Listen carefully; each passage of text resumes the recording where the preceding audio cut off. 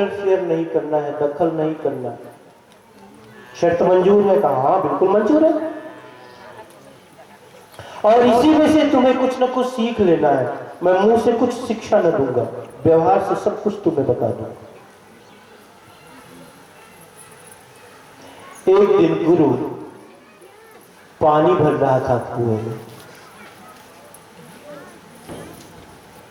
पानी निकालता, दूसरी बाल्टी में भर देता।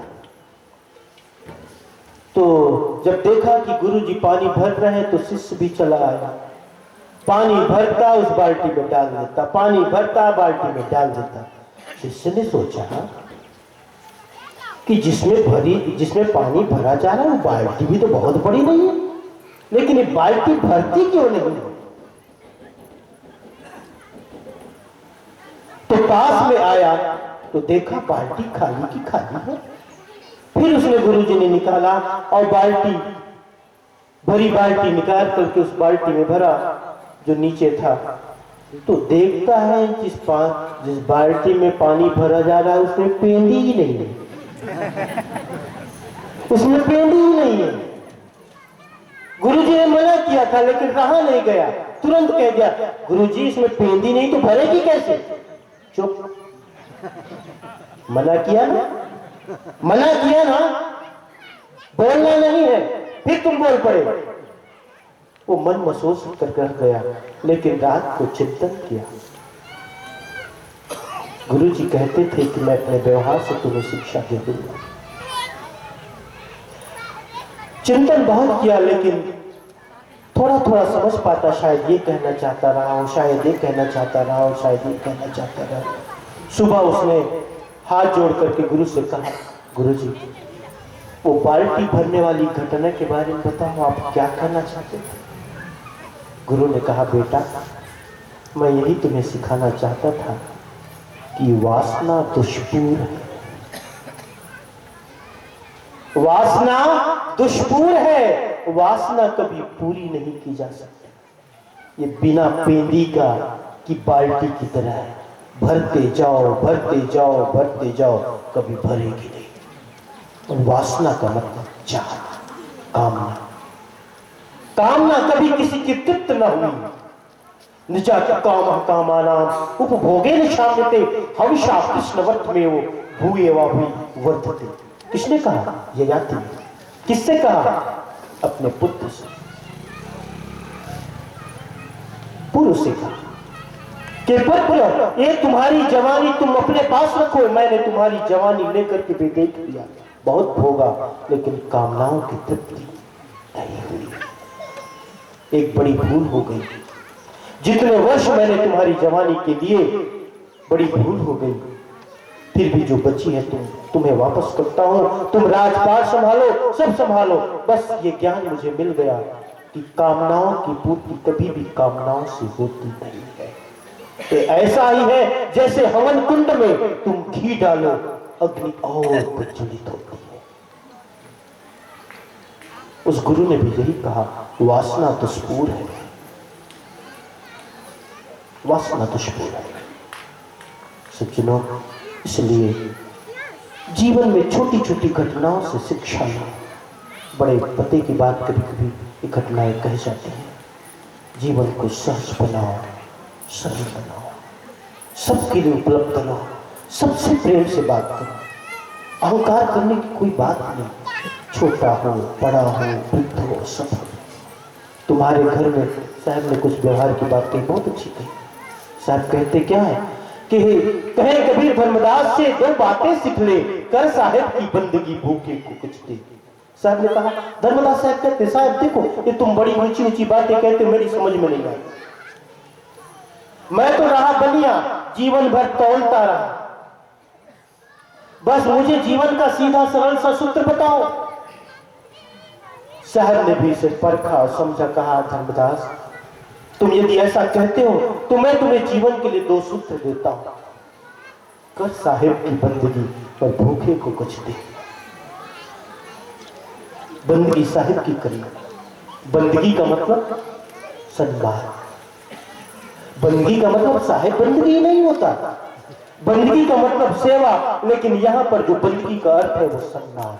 कर साहिब की बंदगी। सा का मतलब शरीर, ह का मतलब हृदय, और ब का मतलब बसने वाला। शरीर के हृदय में जो बसता है उस चैतन्य के दर्शन की, उस चैतन्य के दर्शन की, अर्थात जो सबके अंदर घट घट में निवास करता है उस चैतन्य के प्रति सम्मान। क्यों? क्योंकि वो चैतन्य सब में एक ही जैसा है। कुत्ते में है तो कुछ अलग टाइप का है, बिल्ली में है तो कुछ अलग है, और मेरे बच्चे में है तो कुछ अलग है। ये भेद दृष्टि है। पानी को तुम गिलास में रखो तो गिलास जैसे हो जाए, गमले में रखो गमले जैसे हो जाए, जार में रखो जार जैसे हो जाए, थाली में रखो थाली जैसे हो जाए। उसके तत्व में कोई कमी आती है? नहीं। यही तो पूछा था, यही तो कहा था अष्टावक्र ने कि अरे मैं तो सुना ये पंडितों की सभा है। मां ने बताया अपने बाप की पिता की चिंता करके मां ने कहा जाओ तो देखो उस समाज जनक के दरबार में, वहां पंडितों की सभा है, पंडितों की सभा। वहां पर पंडित लोग सत्य पर चर्चा कर रहे हैं। लेकिन जब इस पंडितों के सामने मैं उपस्थित हुआ तो सबके सब हंस पड़े। क्यों? ये मेरी इस विचित्र आकृति को देखकर, क्योंकि मैं 8 अंगों से टेढ़ा मेढ़ा, 8 अंगों से मैं टेढ़ा मेढ़ा हूं। ये तो सत्य है। मैं इस सत्य को नजरअंदाज नहीं करता। लेकिन मां ने मुझे ये क्यों बताया कि पंडित जो आए सत्य पर चर्चा कर रहे हैं? ये क्या सत्य पर चर्चा करते हैं? इन्हें खुद नहीं मालूम कि इस 8 अंगों से टेढ़े मेढ़ा जो टेढ़ा मेढ़ा शरीर है उसमें भी सत्य उसी रूप में है जितने इस सुंदर शरीर में विराजमान। ये पंडित जो बैठे हैं जिनके सुंदर शरीर है उसमें जो चैतन्य विराजित है वही चैतन्य मेरे में भी विराजित है। क्या मेरे अंगों के टेढ़े मेढ़े होने से उस चैतन्य में कोई टेढ़ापन आ गया? नहीं। इसी को साहब ने कहा कर साहिब की बंदगी, सब जीवों के प्रति सम्मान। कौन दे? विद्या विनय संपन्ने ब्राह्मणे कविहस्त्रे शुनि चैव सुपाके च पंडितः समदर्शनः। गीता कहती है जो समदृष्टि रखता है वो पंडित है, ज्ञानी है। तो ये साहब कहते हैं कि कर साहिब की बंदगी, भूखे को कुछ दे। भूखा कौन? भूखा सिर्फ भोजन का भूखा नहीं, प्रेम का भूखा, सेवा का भूखा, वस्त्र का भूखा, आदर का भूखा, अन्न का भूखा। भूखा कुछ भी हो, भूखे कई प्रकार से हो सकते हैं, किसी भी रूप में हो सकते हैं। एक विदेश की छोटी सी घटना याद करूं कि एक मरीज गया डॉक्टर से मिलने। उसकी उम्र थी 75 साल की। डॉक्टर ने नाड़ी छुई, चेकअप किया, कहा तुम्हें तो कोई बीमारी नहीं, क्यों आए तुम? डॉक्टर साहब मैं भी जानता हूं कि मुझे कोई रोग नहीं, लेकिन मेरे साथ कोई बोलने वाला नहीं, मैं अकेले रहता हूं। तुम्हें फीस दे करके बस 10 मिनट में तुमसे बात कर लिया, बस इसीलिए आया। उस व्यक्ति को जरूरत है कि उसके साथ कोई बात करे। ये भी भूख है। और ये बूढ़े बुजुर्ग हमारे बैठे हैं, इनकी बड़ी त्रासदी यही पीड़ा है कि वो कहते हैं साहब बेटा आता है, सुबह चला जाता है काम पे, शाम को आता है, पत्नी ने भोजन परोस दिया, कमरे में गया तो वापस नहीं आया, पूछा ही नहीं कि पिताजी ने भोजन खाया कि नहीं, दवाई खाई कि नहीं। ये पूछने वाला, इसकी ये भी, यही साहब ने कहा, ये भी एक भूख है। और आज धर्मदास साहब की मैं चर्चा कर रहा हूं तो यही बताऊं आपको कि धर्मदास सदगुरु कबीर साहब के अनेकों शिष्य हुए, लेकिन धर्मदास साहब जैसा कोई नहीं, कोई नहीं। एक ही कारण, क्योंकि उनमें भक्ति थी, उनमें प्रेम था। वो चरणों में बैठे होते थे, चरण दबाते थे, आंखों से आंसू झरते थे, उन आंसुओं से चरण पखारते थे। प्रेम भक्ति। तो चलो, तो यही है कि हमारे जो बूढ़े बुजुर्ग हैं उनके प्रति सम्मान का भाव रखना, क्योंकि जो तुम बोओगे वही काटोगे, जो तुम बोओगे वही काटोगे। कोई भी किसी प्रकार का घृणा नहीं। बूढ़े बुजुर्ग हैं, कभी कभी ज्यादा बोलते हैं, अवस्था दोष है, उसको बुरा नहीं मानना, उसे सहना हमारा कर्तव्य है। हम अभी सह सकते हैं, क्योंकि एक दिन हम भी कभी बूढ़े होंगे। सास भी कभी बहू थी, क्यों? सास भी कभी बहू थी, इसका ख्याल रखना। एक दिन हम भी कभी बूढ़े होंगे, हम भी पुटुर पुटुर करेंगे, ज्यादा बोलेंगे। हमारा बेटा, यदि हम सहे रहेंगे तो पड़ोस वाले कहेंगे तुम्हारा बाप ओहो श्रवण कुमार सब कुछ सहा, सेवा किया। वो उदाहरण जब उस उदाहरण को तुम्हारे बेटे को सुनाएगा तो उसके मन में एक संस्कार बनेगा कि पिता के बारे में लोग ऐसा कहते, वो कभी बदल नहीं सकेगा, वो आपके साथ भी वही करेगा। इसलिए बूढ़े बुजुर्ग के प्रति सम्मान करना, सेवा करना, ये भी एक भूख है, और इस भूख को मिटाना तुम्हारा कर्तव्य है।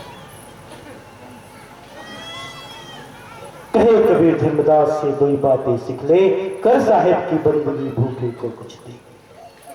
हम प्रेम जो चाहते हैं उसे प्रेम दे, सेवा जो चाहते हैं उसको सेवा दे। कोई बात भी करना चाहे तो बात करें। मैं कभी कभी ट्रेन में जाता हूँ, सबको तो नहीं मालूम मैं साधु हूँ कि धर्माधिकारी हूँ।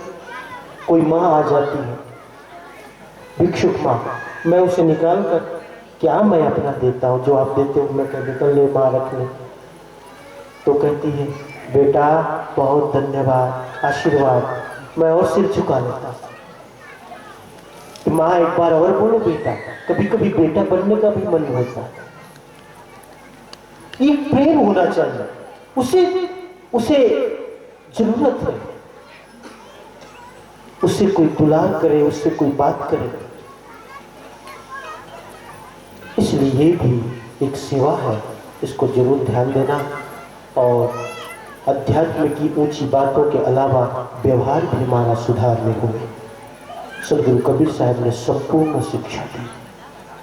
उसने देखा कि व्यवहार यदि नहीं सुधरा है तो अध्यात्म कैसे सुधरेगा। यदि दूध को रखना है तो पात्र को साफ करना पड़ेगा, स्वच्छ रखना होगा, तभी दूध को पात्र धारण कर सकेगा। इसलिए सज्जनों, आज हमने धर्मदास साहब की थोड़ी चर्चा की। बाकी के 2 सत्रों में मैं और प्रयत्न करूंगा कि भक्ति को और आपको भक्ति का और खुलासा करूं, भक्ति के स्वरूप को बतलाऊं, धर्मदास साहब की चर्चा करूं, सदगुरु का गुणगान करूं। ऐसा प्रयत्न रहेगा। आज यहीं पर विश्राम।